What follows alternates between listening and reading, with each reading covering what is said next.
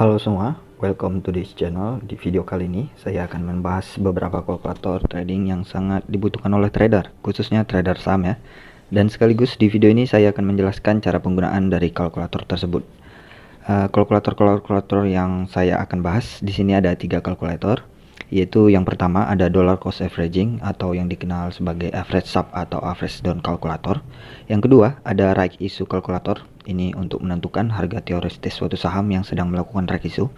Dan yang terakhir yang paling penting adalah lot size calculator atau disebut juga sebagai risk per trade ya, dimana ini berfungsi untuk menentukan jumlah lot maksimal pembelian kita pada satu saham sesuai dengan risk alokasi dan batas cut loss kita.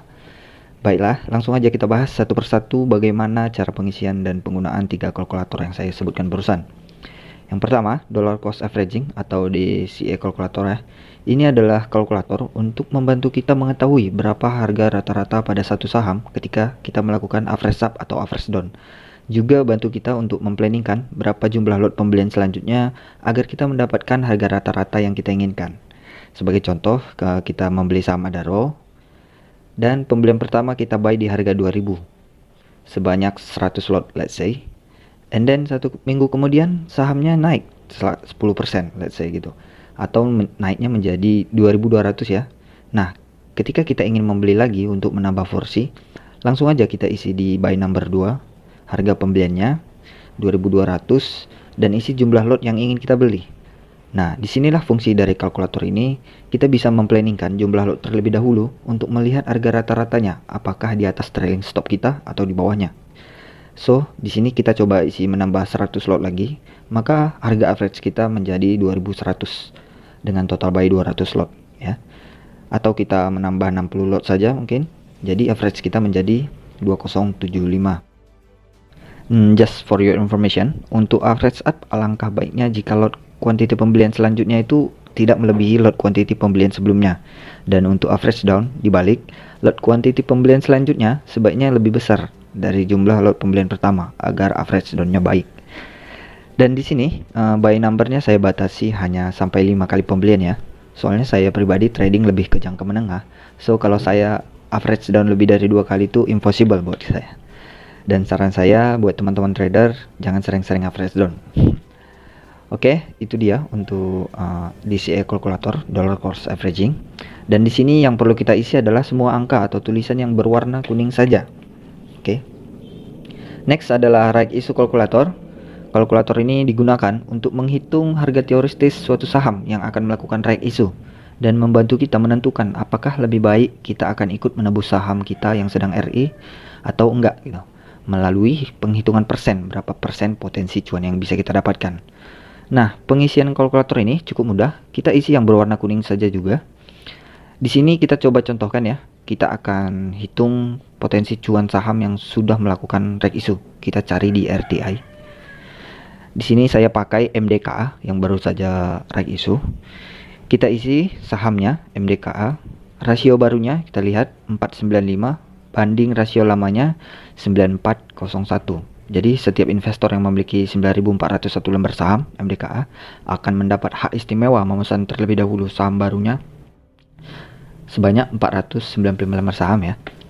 Kemudian jumlah saham kita isi dengan jumlah saham yang kita miliki. Let's say di sini kita punya 100 lot. Kemudian isi harga sekarang, kita masukkan harga saham MDKA-nya sebelum right issue. Di sini kita isi sembarang ya. Let's say harga MDKA-nya sebelum RI di area 5200 dan kita isi harga tebus sahamnya atau harga pelaksanaan right issue-nya ya.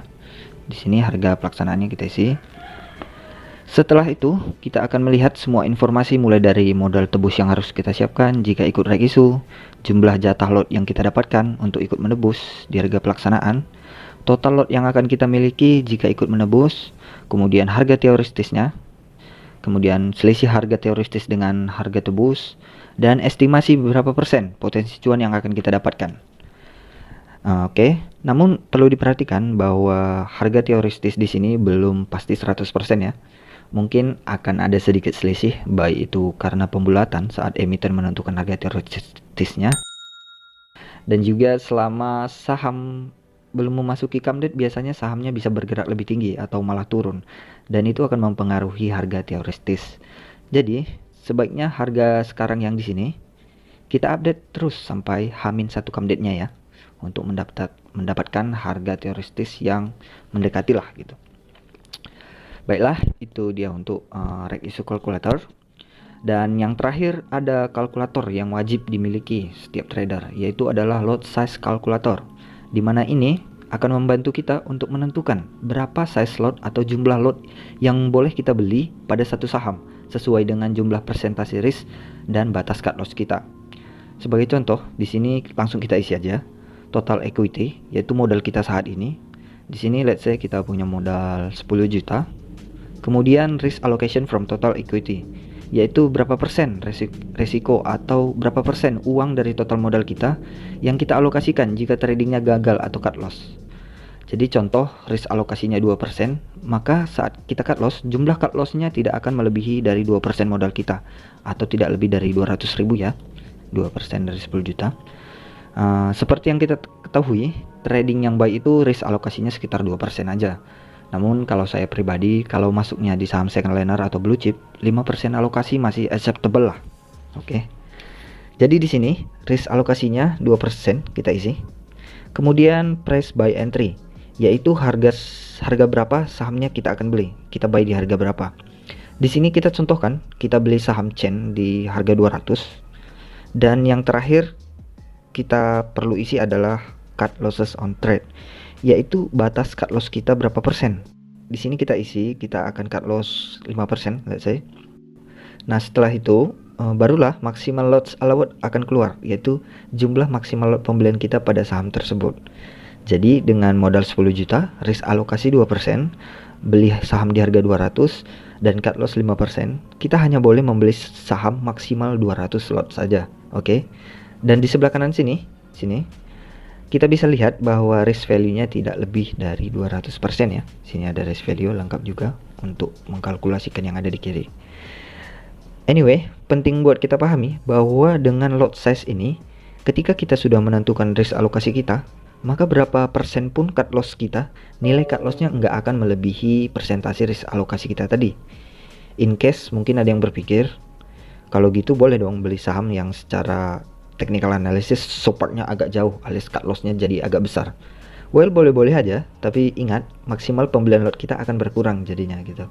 Dimana potensi cuan kita secara value pasti berkurang juga ya. Sebagai contoh, di sini kita ubah cut loss-nya menjadi 15%.